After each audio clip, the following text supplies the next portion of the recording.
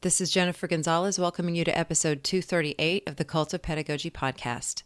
In this episode, we're going to look at how teachers' language can build more democratic classrooms.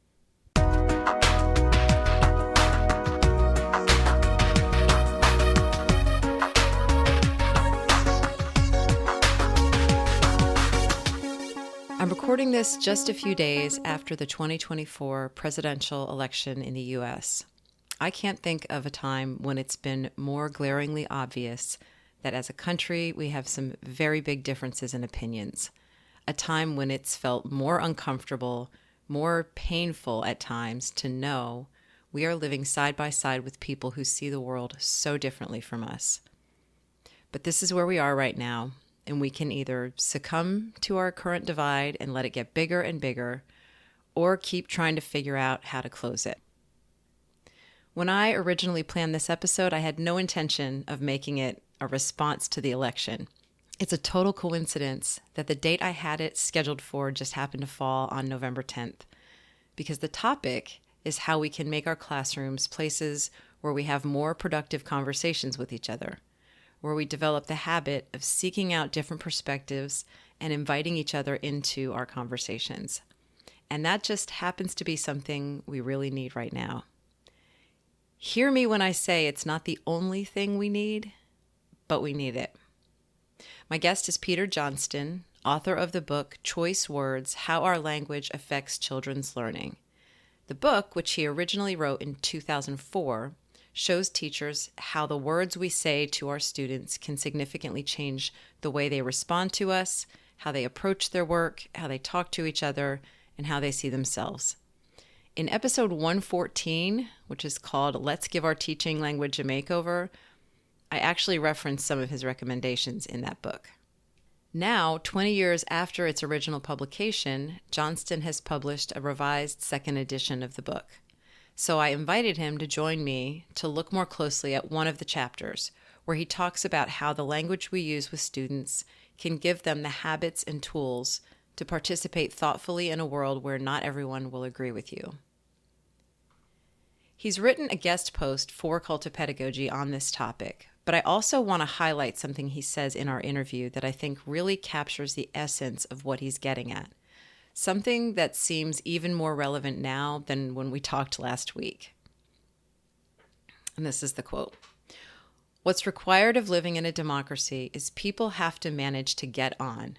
People have to recognize difference and get on with things in spite of those differences. But actually, because of those differences, they need to actually use those differences to lever both self and society forward. Choice Words really answers the question, what do we expect to hear in an intellectually, socially, and emotionally healthy classroom? And what role does language play in that? We can think of that as preparation for living in a diverse society. And part of the deal is helping students learn to live with uncertainty and to find uncertainty not something to be fearful of, discrepancies, disjunctures, things that don't quite fit together. We want kids to actually take those seriously as opportunities to learn." I interviewed Johnston before the election, but I listened to the recording after, and it's startling to me how much more these words resonate with me now.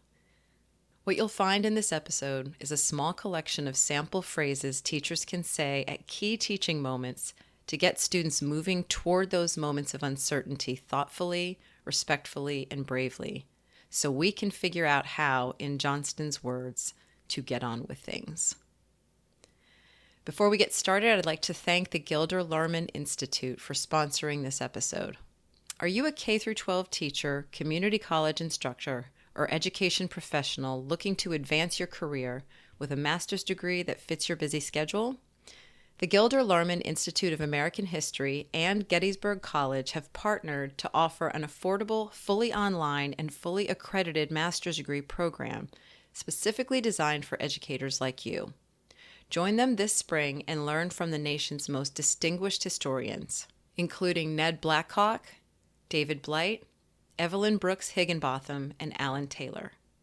With flexible courses available year-round, including 6-week summer options, this program is designed to work around your schedule. Applications for the Gettysburg College Gilder Lerman MA in American History are now open. Visit gilderlerman.org/MA to learn more.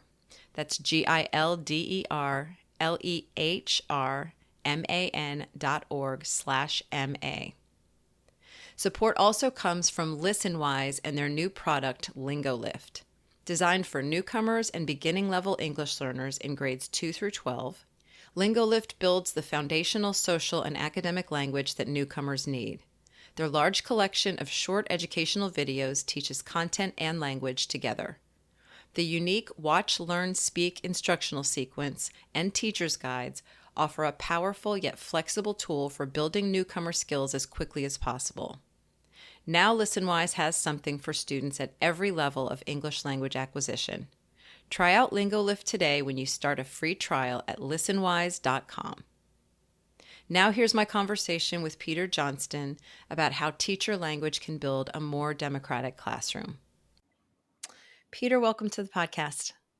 Thanks, Jen. We are here to talk about your book, Choice Words, How Our Language Affects Children's Learning. And you have actually written a second edition of this book. The original was written in 2004. So tell my listeners a little bit about what the original book was about and then why you have made an update to that. Well, the original book came out of a study that we had a federal grant to study teachers who were being particularly successful. And we studied a large number of teachers quite closely, and I became interested in the language that they were using. It was just a case of sometimes they would say something, and I would think that's not maybe what I would have said, and why is that interesting? So I started studying the language that they were using, and that really led to the first edition of Choice Words, which seemed to strike a chord with a lot of teachers. So I was simply explaining why some of the language those teachers used was so important. Well, I continued studying classroom talk over the years, working with a group of teachers who had been applying choice words and related work by folks like Maria Nichols and Katie Wood-Ray over a period of about 10 years. We produced a book documenting that work called Engaging Literate Minds. So that expanded more my thinking about the language and how we could use it in classrooms. So it expanded beyond what I had learned in the original study. At the same time, my colleague Gay Ivey and I studied what happens when 8th grade English language arts teachers decide to focus on getting their students engaged in reading. So the teachers stopped assigning books and offered their students a wide range of engaging young adult books, invited them to read with no strings attached, no book reports and so forth, and encouraged them to talk with each other about the books. They stopped asking comprehension questions and just asked open questions like, what are you thinking? Or catch me up. And it radically changed classroom conversations. And we documented the astonishing effects on the students. I mean, they were really remarkable cascade of effects on the students and on the teachers and their teaching, because as students change, teachers change, and the more the teachers could see what was possible. They only set out to get the students engaged, but once they saw what was possible, once they did that, then more things became possible for them. It's like once you change teaching a bit, it's like going into a room in a house, and now you can see into another room that you couldn't see before. Their aspirations changed. So we documented that work in our book, came out last year, called Teens Choosing to Read.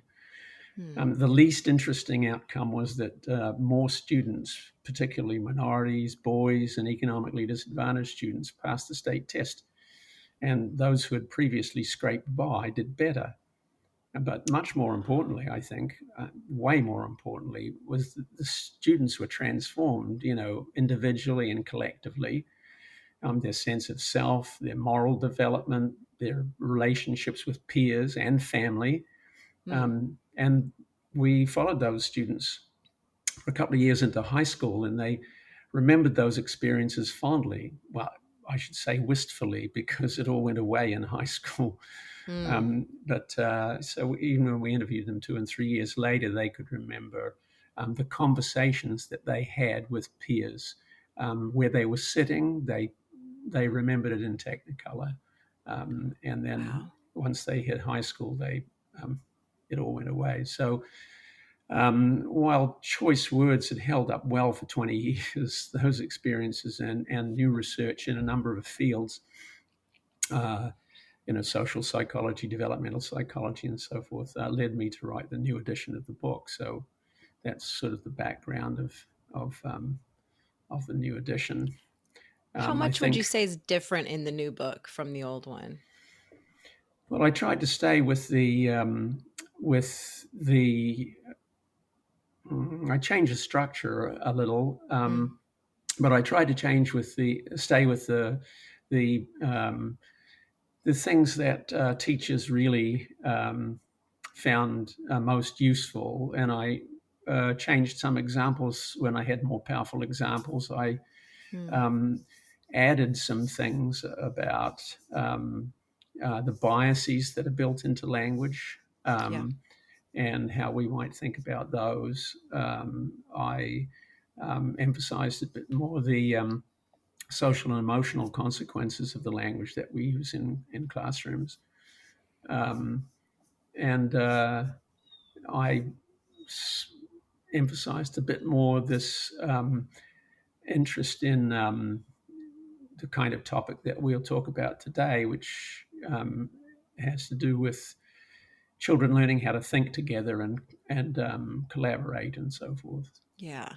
Well, So, let's get into that. Let's get into that mhm, that the topic that we're drilling down to, because the book covers a lot of different impacts that teacher mhm, language choices have on kids and their learning. mhm, But what we chose to talk about today here is building a democratic learning community within our classrooms and how teachers can shape that just with the way that they choose to phrase things and how they speak to students. So, tell me a little bit more about this idea of a democratic learning community. What does that ideally look like for you?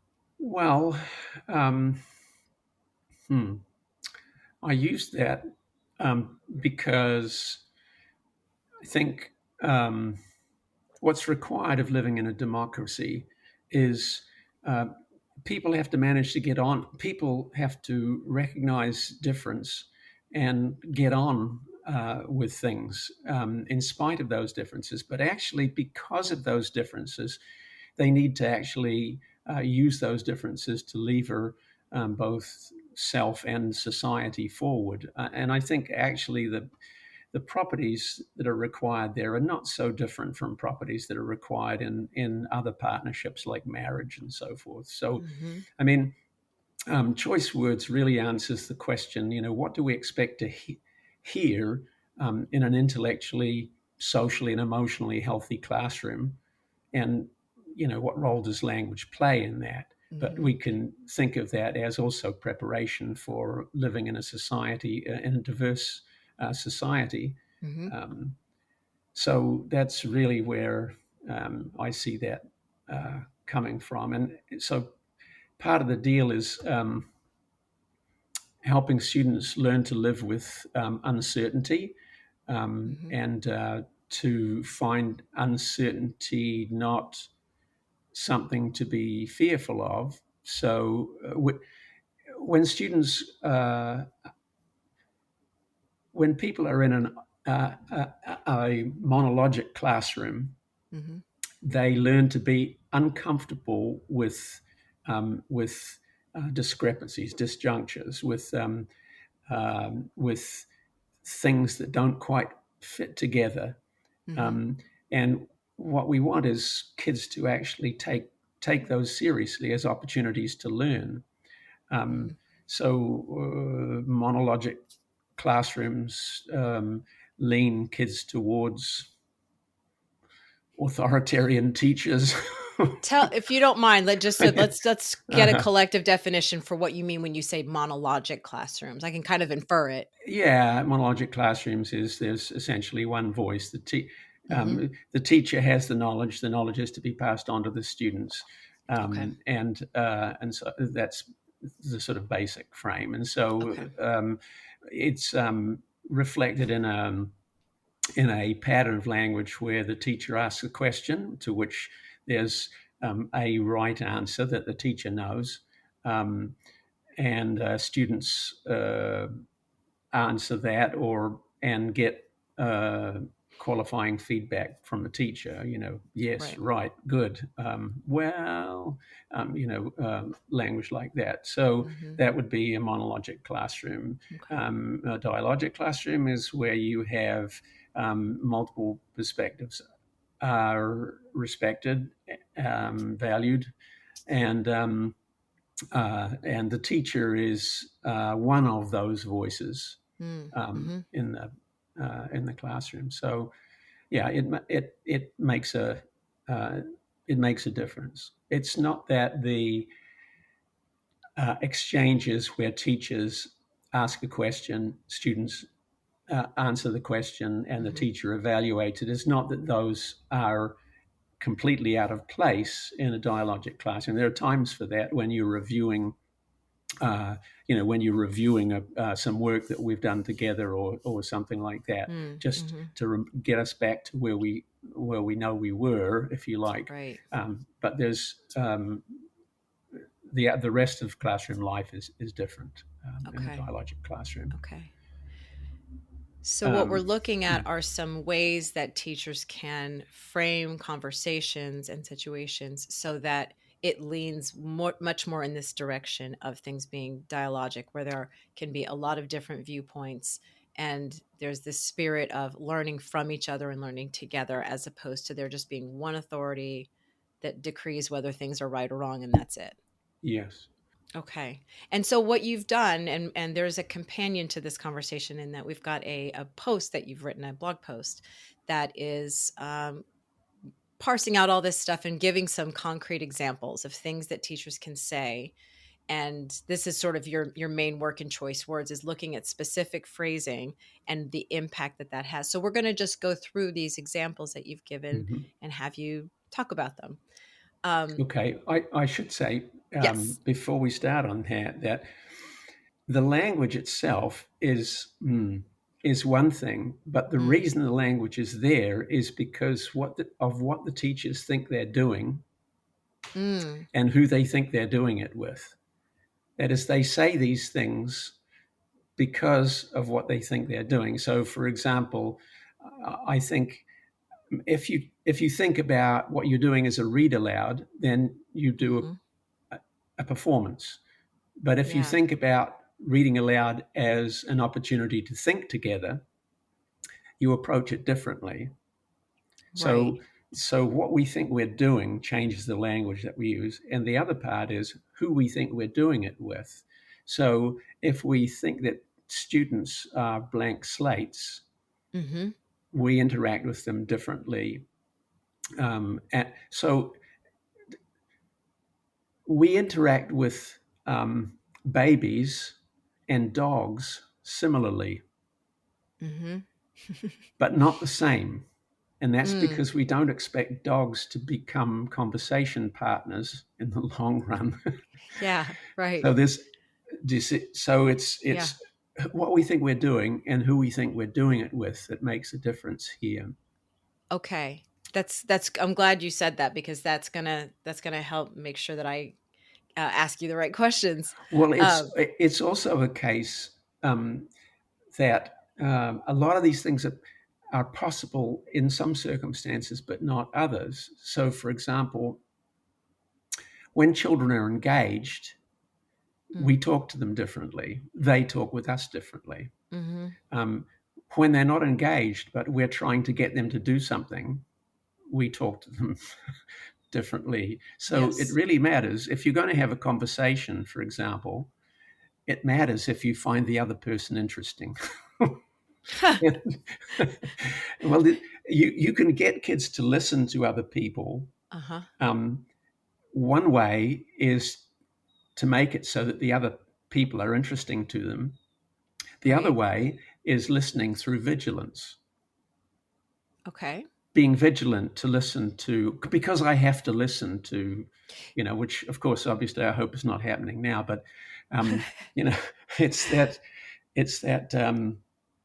listening through vigilance is actually is wearing. It takes energy. Right. But listening because you find someone interesting is actually not at all wearing. It's enlivening.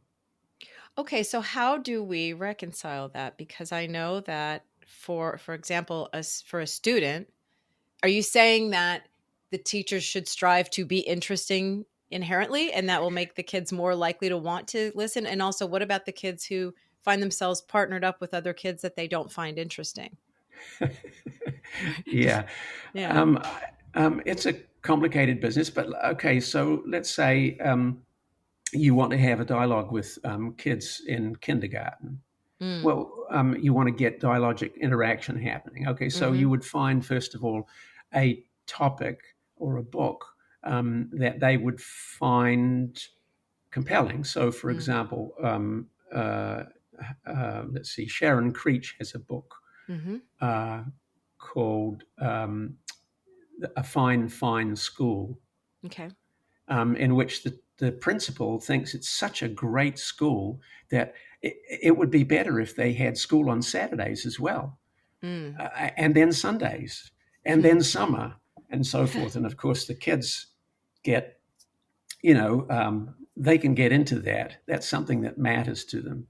So Mm. but we can get them to take roles. We can get them to take a principal's role. We can get them to take teacher's role. We can get them to take a parent's role, and so Yeah. forth, and role play those things so that they see that there's disjuncture here. That how are we going to work this out? How are we going to Right. talk with one another, and so forth? So we can do that, or we can find, like when I think in San Francisco they banned um, the plastic toys in McDonald's Happy Meals, and that was in the newspaper. And so how do the kids feel about that? Well, that's a topic that they can find interesting. But it's with the eighth grade students, for example, they were reading books that were kind of edgy, the young adult books that Mm. bring up things that are personally relevant, personally Mhm. meaningful to them, but also have moral dilemmas in them, Right. moral dilemmas that require them basically to they have to talk to somebody about it. Yeah. But if there's only like two copies of a book, they also have to persuade somebody else to read it, or Yeah. they have to keep track of who's read it. So they'll have those. So those sorts of things make possible conversations that are uh, they make possible conversations that are not possible when the topic is really fundamentally uninteresting to them. So So it sounds like what you're saying is that these examples that we're about to talk about are going to be infinitely more useful if the topic that is being discussed is something that is actually interesting to the kid yeah, versus something that absolutely. is got no inherent interest. These may not even work that well because the kids won't be that engaged. Schooling ought to be about being engaged. Yeah. I Yes. mean, happy, engaged kids are better learners. Yes. So you sort of the first example, you've sort of covered it a little bit already. This idea of uh, calling something a read aloud. There's a text that we're going to be reading together, and the phrasing that you are suggesting instead is saying, "Let's do some thinking together about this book." You've talked about Yeah, this already. Is there yeah, anything else you want to add about that? yeah. No, I just think that reminding the teacher that's what we're doing, so that the teacher doesn't fall into, the business of asking comprehension questions, Hmm. um, and fosters conversations instead amongst the children. Okay, good. So then the second example, since we've kind of covered that one, is just the question, what are you thinking? Um, Rather than, and then the prompt that follows after that is, what are you thinking? Talk to your neighbor about it versus what? Well, again, comprehension questions, I suppose. I Mm-hmm. mean, the thing is that that second piece of talk to your neighbor about it means that everybody gets to say something. If you Yes. if you don't do that, then it's a case of everybody sticking up their hands and waiting to be called on by the teacher. Mm-hmm. Mm-hmm. So two things happen when they turn and talk to each other: is um, they all get to say their piece, Mm-hmm. but but they also get to rehearse what they would say. And so then when you return to the whole group, they've actually got something um, more thought out to Right. say. So Right. that's that. And the what are you thinking is such a wide open question. You can't be wrong, so you can't Right. get anxious about is this what she's thinking? you know, Yeah. Yeah. I was going to ask you about that. It is a very yeah. open-ended question, leaves a lot of space for all kinds of interpretations. Um, the other thing that you added in this bit here was a follow-up question later on down the road. What are you thinking now? Yes, Has its well, own implication. Yeah. yeah, well, it has the implication that obviously thoughts will change, Mm-hmm. and we should have kids expect for their thoughts to change, and we should show them that when we've had a conversation, we can say things like. Um, Boy, my thoughts have really changed over this conversation. Has anyone else's thoughts changed? So we expect that kids start to see the value of having those conversations because their own thoughts change. Right. So the next example is, did you hear what Tim said? And I pulled this one. This is an example just sort of prompting students to react to each other versus it just being like a teacher directed conversation. Yeah, well, there is a little prompting there for them to attend to each other's Hmm. what each other's contributing. Hmm. So we say, "Did you hear what Tim said?" And then we say something like, "Steve, could you remind us what Tim said?" So that they know that um, we're not just interested in what they're thinking. They need to be interested in what the other kids are thinking as well. And then Mm-hmm. we can capitalize on that. Hmm. The next example is, it's your job to ask them to explain. And this, what you're talking about here, has to do with not understanding what a peer is saying or a speaker is saying, and sort of putting the onus back on the student to ask for further explanation. Yeah, well, even teaching teachers, graduates in graduate school, Hmm. um, they're inclined to, when they, in a class discussion, when they want to say something to another person in the class, but they look at me when they're Mm, saying it, because we're so schooled in that way of approaching things. I'm at the front of the class, right. so yeah, kids do that all the time. Talk, and you just turn their attention to, if you've got something to say to that person, you need to look at them and say it to them. Yeah. So continually sort of redirecting them gently to, continue to talk to each other and not just to me at the Yeah, front of the yeah, room. yeah, This next one is, give everyone a chance to say something so you don't miss different ways of thinking. This is another yeah. prompt to students. Well, the idea there is that a good sort of information is causal process information Hmm. that gives, when you do this, this happens. Hmm. So when you say that, it would be, give everyone a chance to say something. If you just leave it at that, there's no Mm. motive for it. Hmm. So Hmm. you add, so that you don't miss the different ways of thinking. So it's adding that's what makes it a strategy, if you like. Yeah. Yeah. Hmm. And it's funny because adding that kind of takes the judgment and the morality out of it, because I think a lot of times kids are told to take turns or give everybody a voice or whatever, and it's almost more of this just a moral thing, like we need to just make sure that everybody has a chance. But this tweak to that kind of adds almost a different level of value to it, that we are actually, you're going to gain something also by That's right. giving everybody a chance to speak. It's a self-interest motive. Hmm. Yeah. Which I think sometimes can motivate people more than just be a good person and let other people talk. That's, yes, everybody can sort of Yep. agree that that's a good thing, but sometimes it's not quite as motivating as this That's more right. self-interest of you're going to actually potentially gain something from hearing other points of view here. Yeah. Yeah.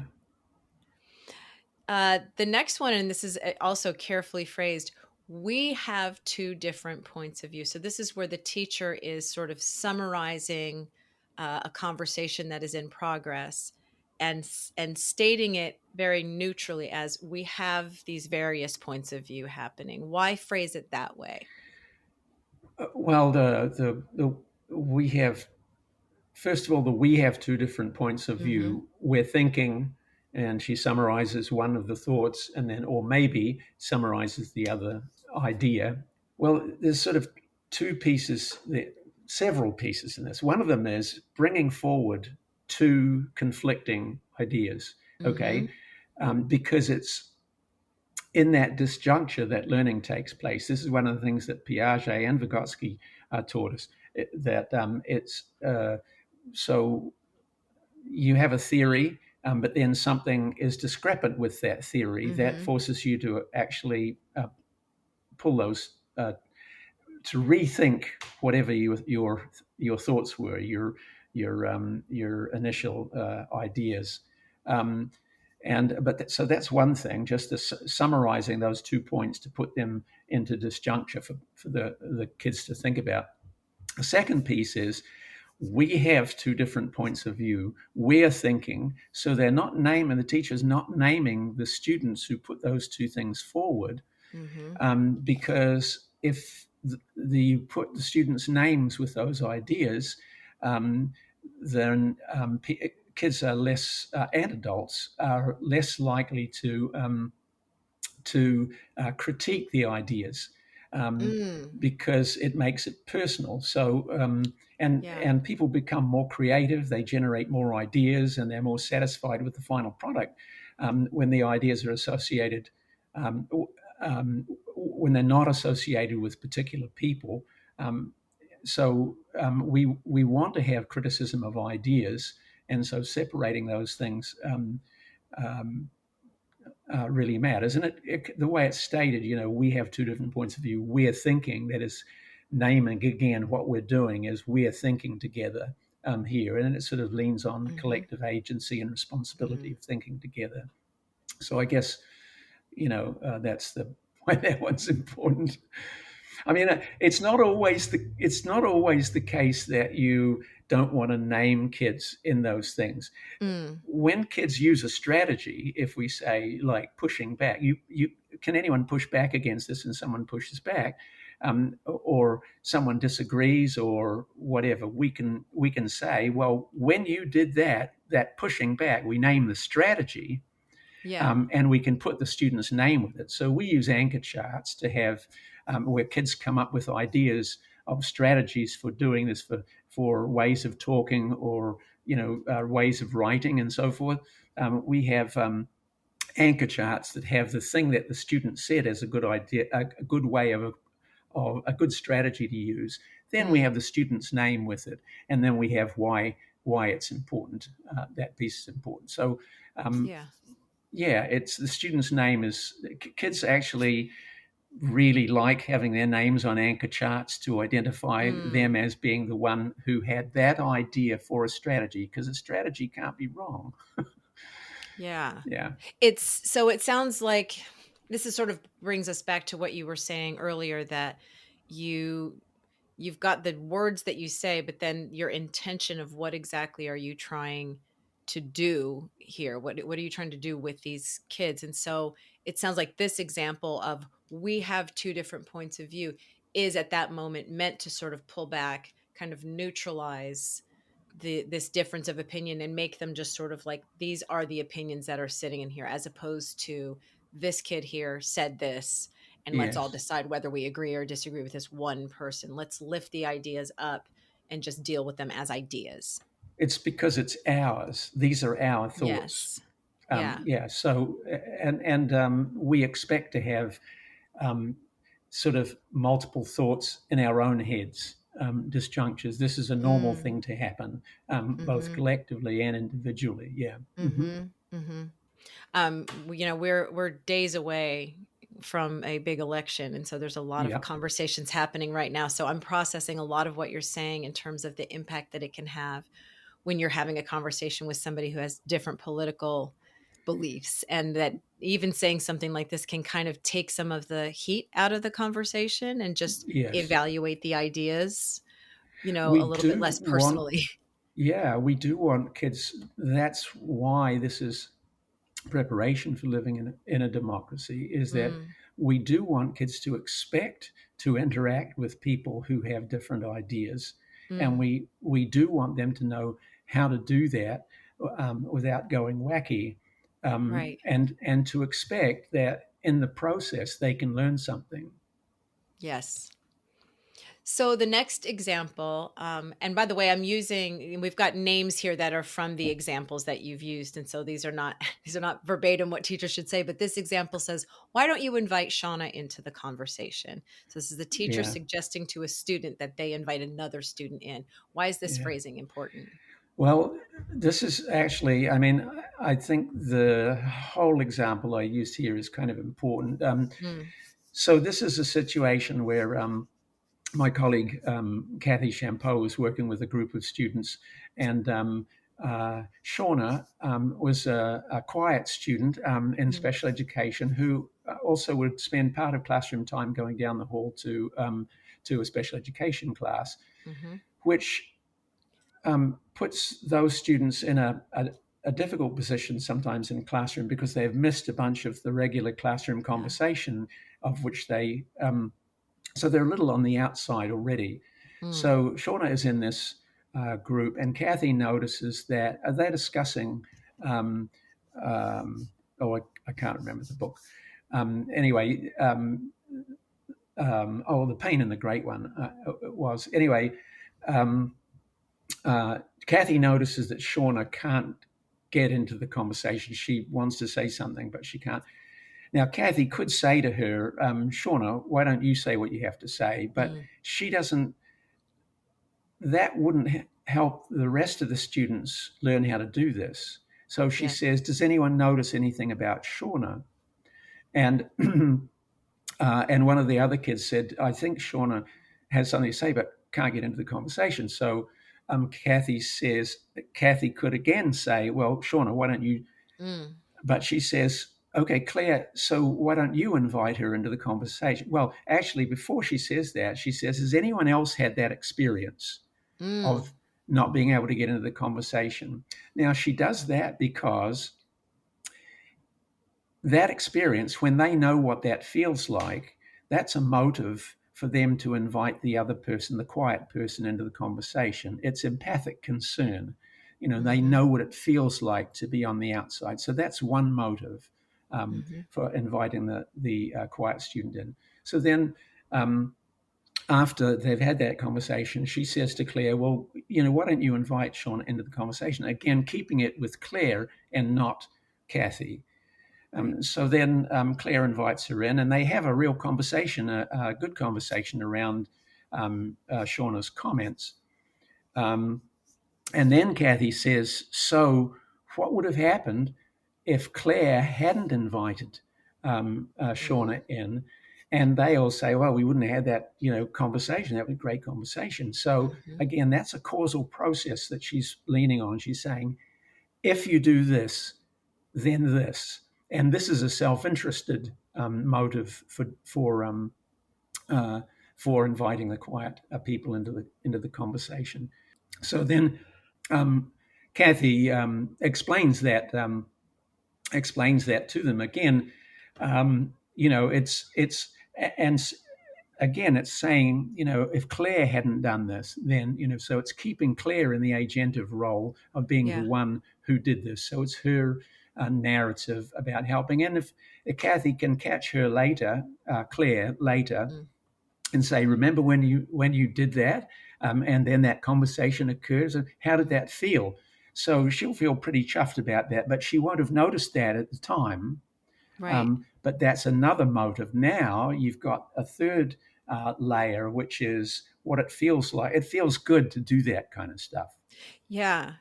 And this teacher is engineering all of that, but it's still, the kid is still doing the thing and will have that muscle memory and that, the psychological experience of doing it to draw back on in the future when another opportunity might present itself organically. Yeah, and you can't teach that in a preset lesson. Mm, right. It just Just it just won't work. You have to just So look for opportunities. Yeah. right, and it's because you're looking for. I mean, teaching is kind of planned opportunism. Yeah. You do have to plan, what's going to, but you're also planning for things like that to happen, so that you Mm-hmm. can capitalize on them in the concrete moment. Um, Mm. yeah. That's really interesting. Okay, so the next example is throwing this out to the class. Are there any other ways to think about this? Well, there again, you're looking for a disagreement, really, Mm-hmm. because disagreement is the engine of thinking. Mm-hmm. When kids disagree, I mean, and you want to normalize disagreement so that kids expect it. I mean, that sure, we would disagree on that, and then um, when people disagree, they start justifying their position. So when kids are in classrooms in which it's normal to disagree, you'll find logic words like because, if, why, so, and words like that are used more often by the students. So they'll expect again to be able to justify their positions, but they wouldn't have to bother to do that if there weren't the disagreement in the first place. Mm. So So it's inviting an opportunity, and I like, again, the very neutral phrasing. Just, are there other ways to think about this, as opposed yeah. to like, who disagrees with this, this person. It's a little bit more. A lot of the work that you do in choice words has to do with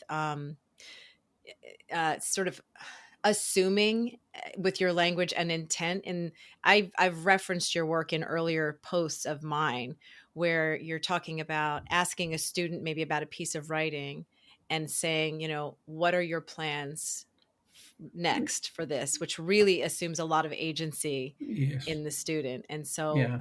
I think with this one too, it's assuming that we're going to have a nice, like, useful conversation about this, as opposed to it being really contentious, that we can.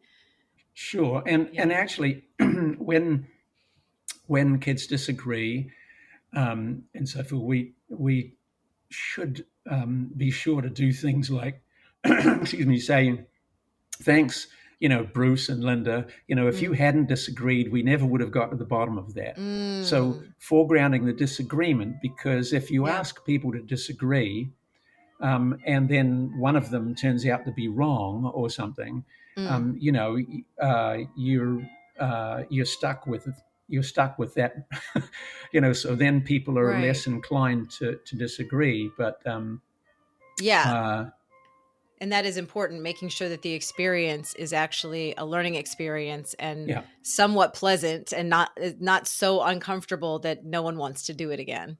right, Yeah. and showing the benefit of disagreement, because I think Mm, in the end, mm-hmm. again, in a democracy, we have to start realizing that um, the very point of a democracy is to capitalize um, on what is the human evolutionary advantage, really, and that advantage is that we're fundamentally social animals, and we can think together, and together. The better we are able to think together, the more complex problems we're able to solve. And that's what democracy ought to be about. Yeah. Yeah. There's another little piece added on here, just talking about shaping student language with anchor charts, which you've talked about a little bit. You referenced that, but talking about principles that we can sort of all agree on in terms of the way that we engage with each other. Um, do we work on these with students? Do we co-construct them with students? How do these anchor charts happen? Yeah, I find it useful to, well, how we're going to live in this classroom together, how we're Mm, going to think together. These hmm. are spaces where kids can come up with these ideas themselves. I mean, we can help shape the development of that, but it's it's kids are pretty capable of coming up. I mean, just the idea of we should listen to one another, they'll come up with that, Yeah. and we can help in our conversation with them. We can do that, but we can also make it modifiable as we find new ways in which kids can think together. But we do have things like uh, anchor charts in which we can say what kind of things can we say. We can Hmm. say things like I agree or I Hmm. disagree. But is it okay Hmm. just to disagree? We need to say why we disagree? Yeah, Mm, okay, so I disagree because, and right. we can end up with a list of things that students can have a role in constructing, and that gives them the options that they can use in conversations productively. Right. But yeah, I mean, just some rules for you know this is what we're doing here is this is how children learn to use and manage the social and intellectual space they inhabit. Because they Hmm. have to be able to do this. It's not good enough for us to set up an intellectual space for them. They have to learn how to do that for themselves because we're not always going to be there for them. Right. So I like that, most of what we've talked about today is teachers carefully choosing the language that they use in order to shape the interactions, but then we also give those tools to our students and work with them to continue to develop language for themselves in terms of how they interact with each other. Yeah. And those anchor charts, again, um, kids, if they've had a role in constructing them, they do Mm. consult them. Yeah. Okay, good. And that's an important piece of it. If they have had Hmm. a role, they're more likely to use them. Is that Yeah. what you've seen? Yeah. And yeah. And, when kids are doing an independent discussion, say, of a book, if it breaks down, as it will, Mm, um, and particularly at the beginning of the year when they haven't learned how to do yeah. this kind of thing, we'll talk about okay, so what went on here, and let's review how we do this stuff, or we can say things like, now how to think together. Can you remember about that? So we can Mm, remind them of how they came up with this again. It's the anchor charts are really just to sort of reify things that we've already talked about, but they're yeah. modifiable as well. Yeah. So the book is Choice Words: How Our Language Affects Children's Learning. And remind me again of the other two books that you have written sort of in between these two editions. Well, one of them with the eighth grade students is Teens Choosing to Read. Okay, It's that with one sounds Teachers College fascinating. Press. Okay. Um, and the other one is Engaging Literate Minds. That's a Engaging. K3 book. Okay. I co-wrote that with half a dozen teachers. Um, yeah. Okay. So And I'll make sure that I provide links to all three so that in this post so that people can take a look at all three, because I know that there are going to be people out there listening who are going to want to see all of those because they solve some pretty significant problems that a lot of teachers are dealing with. sure. Thank you so much, Peter. Thanks for having me on, Jen. Thanks. Really appreciate the work you do. Thank you. To read Peter's post and find a link to his book, visit cultopedagogy.com, click podcast, and choose episode 238. To get a bi-monthly email from me about my newest blog posts, podcast episodes, courses, and products, sign up for my mailing list at cultofpedagogy.com/subscribe. Thanks so much for listening, and have a great day.